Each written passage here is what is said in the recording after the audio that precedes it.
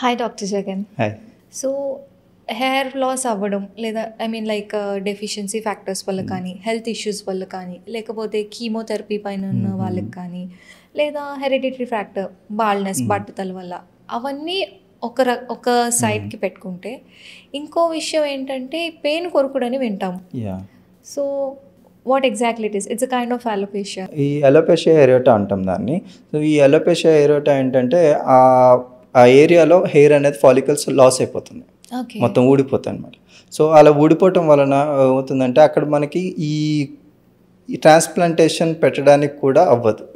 అది ఆటోఇమ్యూన్ కాబట్టి సో దానికి సెపరేట్ ట్రీట్మెంట్ అనేది ఉంటుంది. సో సెపరేట్ ట్రీట్మెంట్ చేయించుకుంటే సో ఆటోఇమ్యూన్ తగ్గి మళ్ళీ నార్మల్గా అక్కడి నుంచి హెయిర్ వచ్చే ఛాన్సెస్ ఉంటుంది. సో ఈ కండిషన్ చాలా మందికి బియర్డ్లో కూడా ఉంటుంది కదండి? అవును, బియర్డ్లో కూడా ప్యాచీ బియర్డ్ అంటాం. సో బియర్డ్లో వస్తుంది, మస్టచ్లో వస్తుంది, ఐబ్రోస్ మీద వస్తుంటాయి, ఐబ్రోస్ కూడా వస్తుంటాయి. సో వీళ్ళకి కూడా ఒకవేళ రెగ్యులర్ ట్రీట్మెంట్తో రిజల్ట్స్ లేకపోతే హెయిర్ ట్రాన్స్ప్లాంట్ చేయొచ్చు అంటారా? సో ఈ ఏలోపేషియా ఏరియోటా కేసెస్లో అది ఆటోఇమ్యూన్ డిజార్డర్ కాబట్టి మనం అక్కడ ఏంటంటే హెయిర్ ట్రాన్స్ప్లాంట్ చేసినా కూడా సక్సెస్ ఉండదు. సో సక్సెస్ లేకుండా అది ఊడిపోతుంది అనమాట. సో దట్స్ అది ఈ ఫస్ట్ మన ఈ ఆటోఇమ్యూన్ డిజార్డర్ని సరి చేయాలి.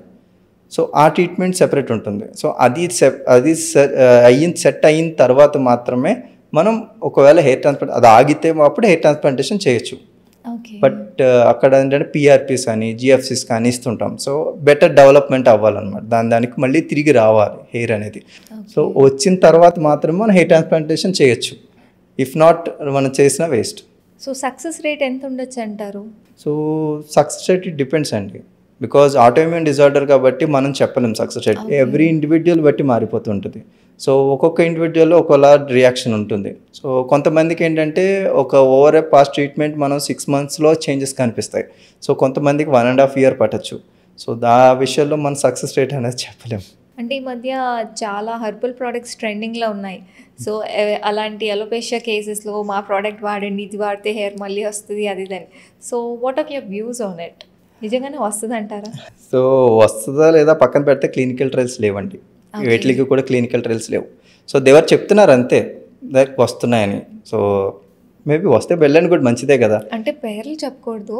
ఈ ఆయిల్ వాడితే ఇంత పెద్ద జడ వస్తుంది, ఆయిల్ వాడితే ఇంత థిక్ బియర్డ్ ముస్టాచ్ వస్తుంది, చాలా యాడ్స్ చూస్తున్నాం. బట్ అదే సేమ్ విధంగా దాంతో ఏం రాదు అనే యాడ్స్ కూడా కనిపిస్తున్నాయి మనకి.